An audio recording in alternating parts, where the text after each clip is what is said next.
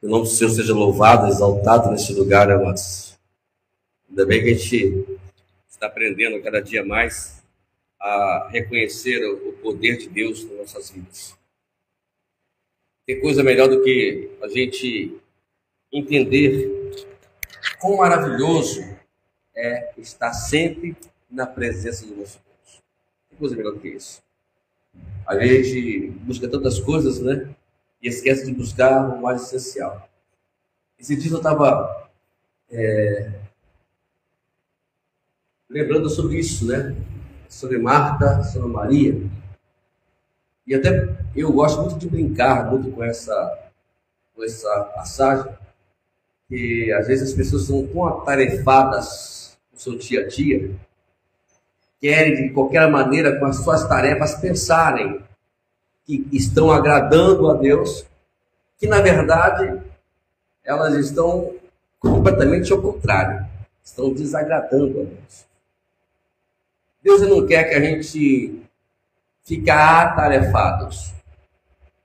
Isso é uma coisa que eu não sei como descrever isso na psicologia, como ele descreve aí fora, mas eu posso descrever ela em prática. Não tem aquele cansaço que você diz que não sabe de onde veio? Ai, eu estou cansado. Mas o que eu fiz para estar cansado? Né? E às vezes o cansaço não é físico. O cansaço é emocional, é da mente. É porque a gente, na verdade, a gente tende de qualquer maneira, sabe, forçar a barra para poder sobreviver. E Deus não nos tem chamado para sobreviver. E Deus não quer aqui que nós viemos pensar que somos sobreviventes nessa terra. Ele quer que a gente pense que nós somos viventes desta terra. Pessoas que vivem. Tem uma palavra na Bíblia que João diz que quem crer, Jesus disse, né? Quem crê em mim, como diz as Escrituras, rios de água viva fluirão do seu interior. Então, isso que diz o seguinte: não é crer porque alguém falou para você, é crer porque Jesus falou para você. Um dos embates ali com a grande primitiva é justamente essa. Nós não estamos aqui para servir a homem, estamos aqui para servir a Deus. Eu queria compartilhar com os irmãos o Salmo 40, um salmo bem conhecido de todos nós. Todo mundo gosta de usar esse salmo quando está numa expectativa, né? Aí eu estou na expectativa, aí você lê o Salmo 40, né? É sempre assim. Como eu estava fazendo com o pastor Luiz, na vida para cá, que a gente tem que ler a Bíblia não apenas focado num só versículo. Tem que ler a Bíblia dentro do contexto, dentro do fundo histórico daquela passagem, quem escreveu, por que escreveu, qual o objetivo que escreveu, para entender isso para a gente. Porque, na verdade, a Bíblia ela é escrita para nós vivermos, não para nós pregarmos. Pregação, na verdade, tem que ser uma consequência daquilo que eu vivo. Se eu for pregar aquilo que eu não vivo, ela não terá efeito, porque não saiu da minha alma, saiu apenas dos meus lábios. Você fala que teologia é muito bom, irmãos. Quem não estudou, estudem, procurem estudar. É muito bom aprender a Escritura. Mas ela, na verdade, não vai fazer de você um vencedor. E nem tampouco um crente. O que faz nós sermos crentes e um vencedor é quando nós pegamos a Escritura e nós colocamos ela de forma prática nas nossas vidas. Eu quero ler só alguns versículos. O Salmo tem 17 versículos, mas eu vou só ler apenas 5 versículos. Apenas 5 versículos só. E diz assim: esperei com paciência pelo Senhor, e ele se inclinou para mim, e ouviu quando clamei por socorro. Tirou-me de um poço de perdição, de um atoleiro de lama e colocou meus pés sobre a rocha. E firmou os meus passos. E pôs nos meus lábios um cântico novo, um hino de louvor ao nosso Deus. Muitos verão essas coisas e temerão e confiarão no Senhor. Bem-aventurado é aquele que põe no Senhor a sua confiança e não se volta para os arrogantes, nem para os que seguem a mentira. São muitas, Senhor Deus meu, as maravilhas que têm operado e também os teus desígnios para conosco. Não há ninguém que possa se igualar a ti. Eu quisera anunciá-los e deles falar, mas são mais do que se pode contar. Gente, só esses 5 versículos aqui já vale até tudo que nós poderíamos pensar sobre Deus. O interessante é que quem escreve esse salmo foi justamente eu tenho que fazer isso aqui, é uma manobra que eu tenho que fazer aqui enquanto o púlpito não ficar pronto, viu, irmãos? Então, essa manobra que eu tenho que fazer todos os dias, que eu vou pegar aqui com a água, etc. Pensou que eu não ia falar não de novo? Não, senhor, falei de novo. Quem escreveu esse salmo foi quem? Davi.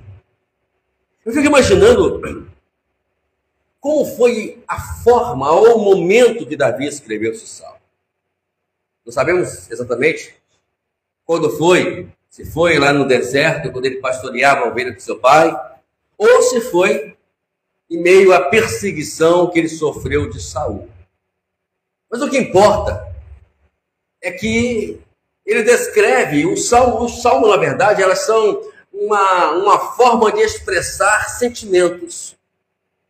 Os salmistas, todos eles, os 150 salmos, ele expressa aqui os seus sentimentos. Ele passa na sua escrita tudo o que ele pensa, do que ele está passando. E Davi não ficaria por fora disso. Davi passa agora para nós, leitores, justamente o seu sentimento. No momento de crise, no momento de circunstância difícil, momentos que a gente sabe pela história o que ele passou. Primeiro que Davi foi um homem rejeitado até pela sua própria família. Nós temos uma ideia? Quando Samuel entra ali na casa de seu pai, ele diz, olha, eu tenho que ungir aqui um dos seus filhos, Jessé. E aí, entra ali os grandes, homens fortes, né? Quem gosta de olhar, entra ali, vai entrando um até... E ali passa 7 filhos. Todos eles com a característica de eram homens de guerra, homens perfeitos, para serem o grande rei de Israel. E às vezes a gente tende a julgar as pessoas pela sua postura, uma maneira de falar, a força. Eu fico encantado com Priscila, a minha neta agora, a Helena, eu até fiz um brinquedinho lá de homem Hulk, né? Que agora eu sou o vovozinho Hulk. Que lindo, né? Muito inteligente ela, né? Né, Luciana? Muito inteligente minha neta, né? Eu sou o vovozinho Hulk. Aí você vê, né, que ela não está olhando pela estrutura do avô dela, né? Porque se ela olhasse para a estrutura do avô dela, ela ia saber que tem nada de Hulk aqui, né? Não tem nada de Hulk. Mas o que me encanta numa criança assim, sabe? É a demonstração do carinho que ela vê na pessoa que ela ama. Isso é muito bom, né? O carinho. E Deus, ele olha assim para a gente. Ele não olha pela sua estrutura, pela forma que você demonstra ser, pela sua força. Porque mesmo porque se ele olhasse pela estrutura de Davi, segundo, né, nossos relatos, Davi, ele tinha mais ou menos 1,60 m e pouco de altura, era franzindo. Imagine só. Olha para mim, olha para o Silvio. Ele era mais franzindo que nós ainda. Né? Mas Deus olha para ele e vê que ele era esse homem. E aí Samuel chega lá e diz, olha, acabou, aí, confunde até mesmo Samuel. Ué, o Senhor manda aqui, ungiu dos filhos de Jessé, e passa 7 deles. E o Senhor fala que não, não e não e não. Aí ele pergunta para Jessé, falei, acabou os filhos aqui? Ah, não, tem um que está no campo. Porque quando o profeta, ele visitava uma casa, era feito um grande banquete, era feita uma grande festa. Imagine só, Davi estava fora da grande festa, do grande banquete, daquele grande momento, de uma recepção ilustre do grande profeta chamado Samuel. Estava longe Davi. E assim, às vezes, acontece conosco. Deus, como nossos irmãos falaram aqui com muita sabedoria, e nos antecederam com muita propriedade, Deus, ele não olha para aquilo que as pessoas veem em mim. Quando Deus olha para você, ele vai lá para o fundo do seu coração e vê que lá dentro existe algo muito superior daquilo que o homem está te vendo. E é isso que Deus vai julgar quando ele chama a gente para o ministério. Quem sou eu? Quem é você para estar no ministério hoje? Não é, pastor Mário Roberto? Quem somos nós? Mas de repente Deus olha para você e fala assim, não é você que eu quero. Mas não, Senhor, eu não tenho condições, olha só, eu não sei falar, lembra de Moisés? Eu não sei falar, lembra de Isaías, Jeremias, perdão? Eu não sei, eu sou apenas uma criança, mas não, é você que eu quero. E Deus faz isso com a gente. Deus busca pessoas. E agora, depois de tudo isso, de toda essa evolução toda, ele é ungido o rei de Israel. E Deus leva ele até ali para poder fazer aqueles cânticos, para poder expulsar aqueles demônios de Saul. Saul chama para sua casa, ele começa ali, e acontece algo inusitado. Algo que somente Deus pode fazer. Nós nunca. Golias, ele tinha quase 2 metros de altura, 3 metros de altura, perdão. Um homem experiente em guerra afrontava o povo de Israel. Todos com medo de um homem só, Golias. Ficava lá, Golias afrontando, e ficava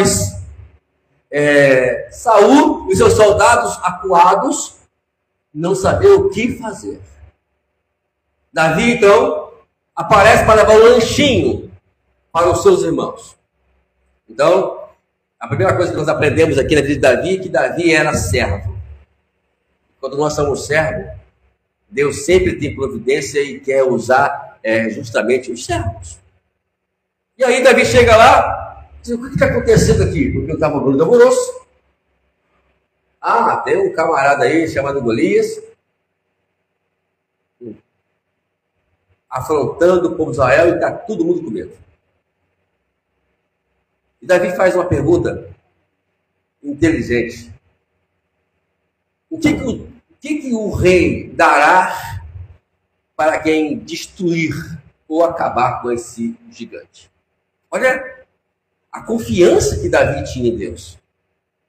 Ele tinha uma confiança imensa. O que ele vai dar? Ó, primeira coisa, ele vai isentar a família desta pessoa de impostos. Imagina que maravilha! Nunca mais ninguém vai cobrar imposto mais na sua porta. Isso é muito bom, né? Ouvir isso. Mas tem mais. Ele também dará a sua filha como tua esposa. Aí já deve pensar, olha só. 2 benefícios. Primeiro, vou libertar minha família dos impostos. E segundo, vou casar com a filha do rei. Ah, isso é moleza. Chamou Saul. Eu vou lá afrontar esse menino lá, esse gigante lá. Vou afrontar ele. Interessante que Saul ele manda ornamentar Davi com suas parafernálias de guerra, mas ele não consegue, diz, não, eu vou no jeito que eu tenho que ir. E Davi leva simplesmente uma funda para aqueles, né, Marcos, antigos, é uma tiradeira, lembra da tiradeira? Então, aquele. Leva a tiradeira, né, vamos falar nossa linguagem, não é de funda não, né? Leva a tiradeira e ele escolhe 5 pedrinhas. A pergunta é, mas por que Davi escolheu 5 pedrinhas? Aí muitas pessoas ignorantes dizem por aí, mas ele ficou com medo, porque se ele não acerta a primeira, ele podia acertar a segunda. Se não acerta a segunda, vai a terceira, não vai a terceira, a quarta, a quinta. Engano. Davi tinha tudo já bem pensado. Olha só como é que é confiar em Deus. Porque Golias tinha 4 irmãos. Eu não lembro agora a passagem exata que está escrito isso, irmão, não perdoe. Aonde descreve isso. Mas ele tinha 4 irmãos. Davi, ele foi para a peleja pensando, eu vou acabar com ele. Mas se vir os 4, vai levar a pedra também. Entendeu agora? O que é esperar no Senhor? O que é confiar no Senhor? Eu estou falando aqui que ele está se descrevendo no Salmo aqui. E simplesmente ele vai lá, aponta a funda, a tiradeira, eu não falei que não ia falar funda, né? A tiradeira, e solta a pedra. E a pedra vai cair justamente na testa de Golias. A pedra não mata ele, é claro. Só derruba ele. Ele pega a espada e corta a cabeça de Golias e entrega para Israel. Isso é confiar em Deus. Ele não foi lá com medo, como muitas pessoas descrevem. Meu Deus do céu. Não. Davi se posicionou. Já imagina a cena, amados. Pegou a funda, se posicionou. Você vem a mim com pau, com espada, que for, mas eu vou a ti em nome do Senhor dos Exércitos. Não vai ser eu que vou derrotar você, mas vai internet de mim, o Senhor vai derrotar você. Porque ele confiava em Deus. Então ele tirou a pedra dessa confiança.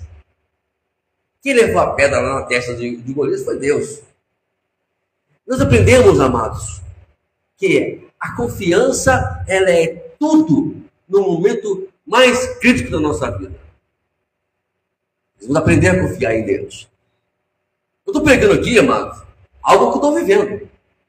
Ou que eu estou orando. Porque a gente não prega nada que a gente não prega. Quando eu vim pensando o que eu poderia falar aqui hoje à noite, sinceramente, mano, meu dia hoje foi meio agitado. E eu pensei, o que eu vou falar? A voz até dizia, fala aquilo que você já está vivendo. Aprender a confiar no Senhor. E ele, mais frente, depois de todo aquele episódio, depois que ele vence, aí vem aquele coro. Saul mata milhares, mas Davi 10 milhares. Ali faz com que Saul tenha uma inveja implacável, a ponto de levar o coração dele uma ira tremenda contra Davi, e Saul, em várias vezes, tenta matá-lo. Davi tem que fugir. E eu me lembro uma ocasião, perdoe também que eu não lembro, agora parece que está no capítulo 24 de 1 Samuel, se não me falha a memória, né? Não tiver, está ali pertinho. Quando cercaram a gruta onde Davi estava com seus companheiros.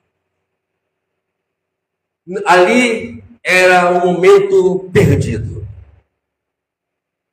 Saul iria matar Davi de qualquer maneira, e Saul tinha essa certeza disso. Mas Davi, ele esperava no Senhor, ele confiava no Senhor. E o que acontece? Chega um dos seus soldados ou seus servos, disse: Saul, vem embora, porque os filisteus invadiu o nosso arraial. Sabe o que eu entendo aqui? Que mesmo que o diabo queira acuar você, queira estar já pronto para pegar você, Deus sempre vai mandar uma providência para nós, para aqueles que confiam nele. Você confia no Senhor? Então creia que Deus vai trazer providência, que Deus vai trazer a vitória, vai trazer algo, ou vai proporcionar algo, vai criar alguma coisa. Deus envia os filisteus para lá invadir o arraial, justamente para que Davi entendesse que a confiança dele era do Senhor. E é isso nós aprendemos na vida de Davi. E quando ele fala aqui, no versículo 2, tirou-me de um poço de perdição, de um atoleiro de lama, e colocou meus pés sobre uma rocha e firmou os meus passos. Davi talvez estava pensando no momento mais crítico da sua vida, quando ele comete um dos maiores erros da sua vida.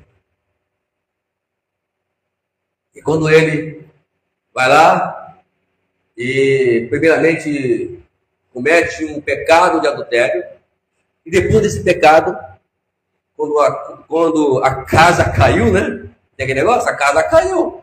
Ele comete o erro e acha que, como rei, pensou que tudo ia continuar do jeito bom. Mas a mulher, Betseba, descobre que está grávida. E de quem é o filho? De Davi. E aí Davi tem um plano de matar o seu soldado, Urias. E assim é feito. Depois disso, vem aí misericórdia de Deus ainda por aqueles que confiam no Senhor. Natan conta uma historinha para ele, e quando ele ouve essa historinha, ele fala: você é esse homem. E fala: eu sou um homem pecador. E Natan fala: o Senhor perdoou os seus pecados. Entendendo? Mesmo quando a pessoa tem uma confiança tão grande no Senhor, mesmo ele errando, Deus ainda está usando de misericórdia, dizendo: não, o seu arrependimento chegou até a mim, porque a sua confiança é em mim, e por causa dessa confiança que você tem em mim, eu já te perdoei. E assim que é para aquele que espera no Senhor. Por isso, continue esperando no Senhor. Confia nele. Quem escreveu o Salmo 37? Quem foi, amados? Davi. E ele escreve no versículo 3: confia no Senhor e faça o bem, habite na terra e alimente-se da verdade, agrada do Senhor e Ele satisfará os desejos do seu coração. Aí vem o versículo mais conhecido de todos, né? Versículo 5: entrega o seu caminho ao Senhor, confia nele e o mais Ele fará.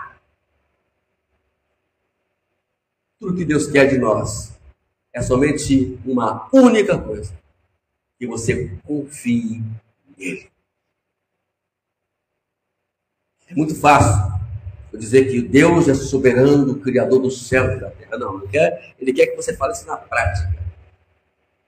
Eu gosto muito de brincar com isso tudo aqui, dizendo o seguinte: chega na frente,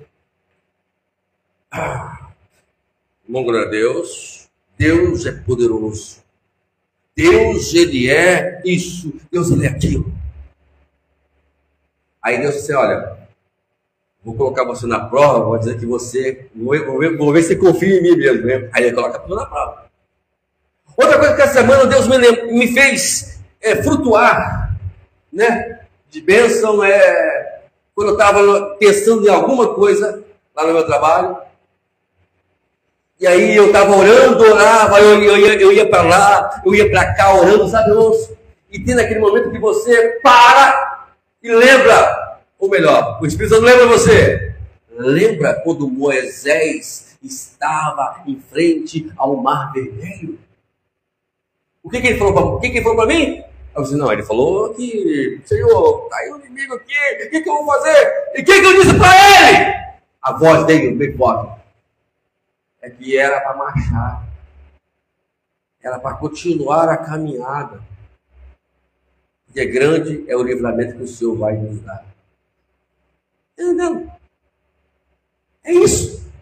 Em vez de nós ficarmos lamentando, oh meu Deus do céu, como vai ser? Ah, meu Deus, e o que vai acontecer comigo? Ah, meu Deus do céu, Aí o coração vai, né? Quantas pessoas morrem do coração por causa disso, né? Simplesmente é o seguinte: continue louvando ao Senhor. O que você tem na mão? Levante ela e põe a sua mão sobre o mar, e o mar vai se abrir. Aí eu fiquei pensando, peguei minha mão, olhei para ela, assim, levantei, eu tinha que fazer, o Senhor mandou, olha, levantei as minhas mãos e disse, não vou falar o que é o problema, né? Mar Vermelho vai se abrir agora, em nome de Jesus. E põe a mão sobre ela. Como é que eu vou fazer esse cara, pastor? Simples. Tem alguém enfermo? Põe a mão sobre essa pessoa e diz, está curada em nome de Jesus. Tem alguém oprimido? Põe as mãos sobre essa pessoa e diz, está liberta em nome de Jesus. Está desempregado? Põe a mão sobre a carteira e diz, eu agora declaro a porta de emprego se abrindo em nome de Jesus. Está com problema? Está com enfermidade? Põe a mão sobre ela e diz, está repreendido toda a enfermidade em nome de Jesus. O que você tem na mão? Põe sobre o mal. E o mal vai sair. Em nome de Jesus. É só confiar nele. Confia nele. Confiou nele, tudo vai ser resolvido. Quantas pessoas estão perdendo tempo em campanha de oração no monte, perdendo tempo fazendo novenas, é novena que fala? Não me dá nome, né? Citando Pai Nosso, Salmo 91, Salmo 23, irmãos, deixa isso aqui, eu não quero frustrar ninguém, mas isso não adianta nada. Você pode citar o Pai Nosso milhões de vezes, não vai adiantar nada. Pode ficar citando o Salmo 91 mais de milhões de vezes, não vai adiantar nada. Você pode ler o Salmo 23, citar ele de cor, eu não sei ele de cor, você já sabe de cor já, né? Pode citar, não vai adiantar nada. O que vai adiantar então, pastor? A sua fé. Somente isso.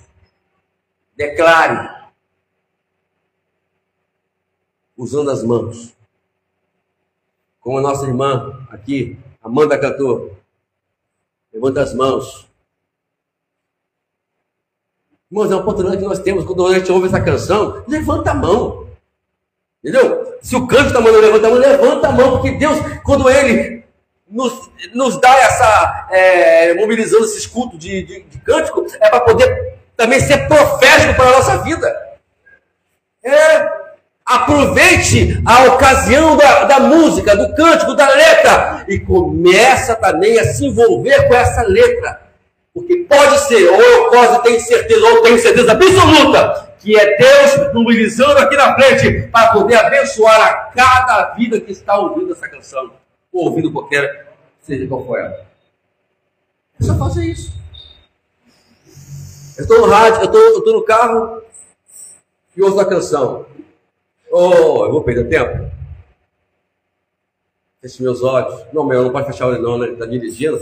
Oh, meu Deus do céu, se fechar o olho. Um dia eu cheguei com os irmãos assim, eu estava indo lá para Miguel Pereira. Lembra disso, senhor? Ele é Miguel Pereira. Aí eu perguntei para os irmãos, eu posso orar aqui no carro, mas eu só com o detalhe, eu estava dirigindo, né? Só o detalhe, eu só sei orar com o olho fechado. Aí ninguém quis deixar eu orar, não sei por quê, irmão. Né? O pessoal não confia no Senhor. Né? Se confiasse, deixava eu orar, né, Senhor? Não deixou orar. Bom, mas eu fecho o olho assim mesmo, dou uma fechadinha, depois abro de novo. E recebo, sabe, aquele cântico na minha vida. É profético.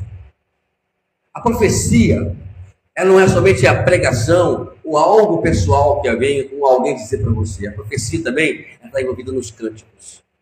Davi, ele era músico, lembra que eu falei inicialmente aqui?